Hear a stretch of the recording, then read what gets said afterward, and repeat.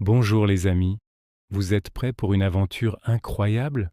Aujourd'hui, je vais vous raconter l'histoire d'un homme très courageux qui s'appelait Daniel. Daniel vivait dans un grand royaume appelé Babylone, et il aimait Dieu de tout son cœur. Chaque jour, 3 fois par jour, il ouvrait sa fenêtre et priait Dieu.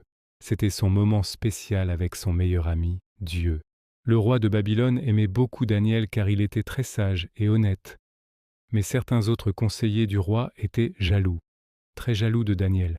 Ils n'aimaient pas voir que le roi préférait Daniel. Alors ils ont eu une idée méchante pour lui tendre un piège.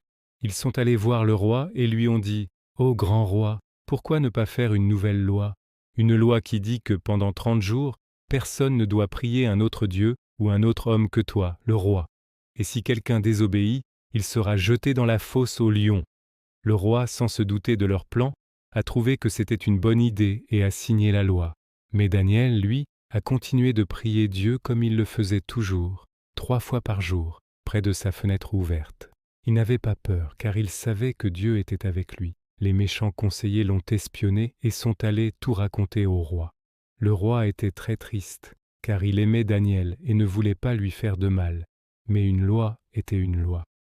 Alors, avec un cœur lourd, le roi a ordonné que Daniel soit jeté dans la fosse aux lions affamés. Toute la nuit, le roi n'a pas pu dormir. Il s'inquiétait pour Daniel. Tôt le matin, il a couru vers la fosse et a crié « Daniel, ton Dieu que tu sers tout le temps, a-t-il pu te sauver des lions ?» Et devinez quoi? Une voix a répondu depuis la fosse. C'était Daniel.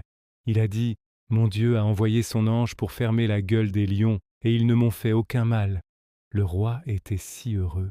Il a fait sortir Daniel de la fosse immédiatement. Il a vu que Daniel n'avait même pas une seule égratignure. Le roi a alors compris que le Dieu de Daniel était le vrai Dieu, puissant et merveilleux. Il a puni les méchants conseillers et a promu Daniel à un poste encore plus important dans le royaume. L'histoire de Daniel nous montre que même quand on a peur, si on fait confiance à Dieu, il est toujours là pour nous protéger. J'espère que cette histoire vous a plu. N'oubliez pas d'être courageux comme Daniel. Merci d'avoir regardé et à très bientôt pour une nouvelle aventure. Abonnez-vous pour ne rien manquer.